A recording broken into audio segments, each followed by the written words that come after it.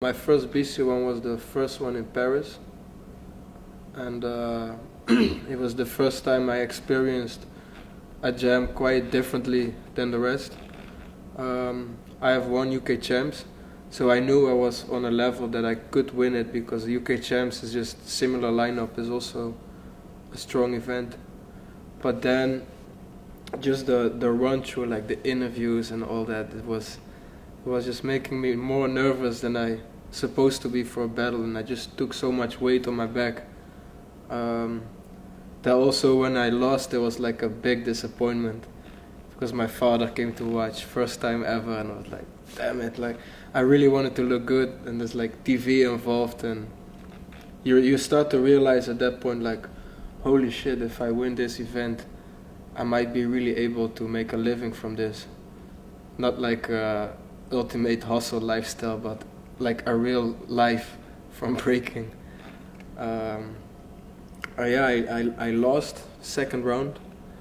Then I did another BC one in New York, and I lost also second round versus Negin. Um, I remember in that time was a little bit out of shape. I was not really watching my diet. Um, I was a bit off in that year. I guess I was dancing in around 2007. I was really dancing with sets, and I wanted to freestyle more and change my approach a little bit.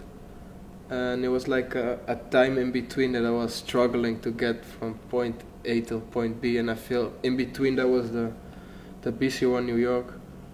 Um, I was disappointed again, and then I did the BC1 in Korea. It was the 10-year anniversary, and I never felt so ready for a battle ever before in my life. I practiced so hard. I won any other event in one stream that year. I won the UK Champs, the Battle of the Year. I won a big jam in France. I won almost everything. Unbreakable, I won everything I entered. I was like, this is the last thing. If I win this, it will be complete. I got all titles that exist, and no other b-boy ever got all those titles. So I took again too much weight on me, and I lost first round versus Hong Ten, and I was so angry. And I was like, fuck, 10-year anniversary. There was like the biggest channel in Holland called Veronica. They were like a whole team. They were with me over there, following me. So you're waking up and they're with the camera in front of your door filming how you wake up, and I guess it got me a bit out of my focus.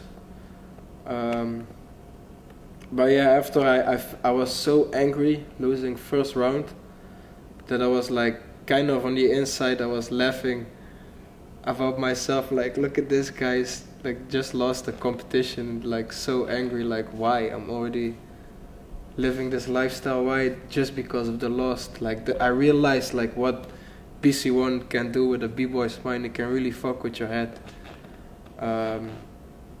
So next year I did it again. I got invited again, and I took it kind of light, and I was going through some stuff in my personal life. That at one point I was entering the BC1, and it was like, oh yeah, it don't matter what's, at that point the BC1 was not the most important thing in my life. And at the same time it was like something I could like put my aggression in. So I was kind of, I don't know, I was on fire at that BC1, and I had no fear. I felt no nerves, no fear, and I was just going and going, and everything just felt perfect what I did, and I got the win. So that was very special, and I realized if you take it more light, it's better than living to this moment for months, watching your food. Like it's just your mind is, it's just too much. Your mind looks like the BC1 logo is like placed in your head. It's the only thing you can think about. And me, I really wanted to get down with Red Bull All Stars, and I was like, man, guys, I deserve this. I won every big event there is, just the BC1, and I knew like if I win this title, it will be like the stamp, like, okay, now he really deserved it. He won the BC1 and he won the other stuff, and I will get a deal with Red Bull, and I can really make a living from this, like build a future from dancing, because it was always in between.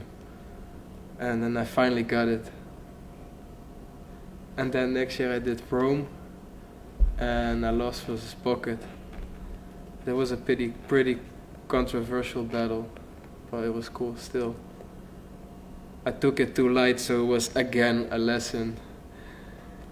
So it's always a lesson when you go to BC1, no matter if it's your first time, your second time, your third time, your fourth time. This event will always teach you a lesson when you go, and you know what to work on when you go back, and you know where you're at.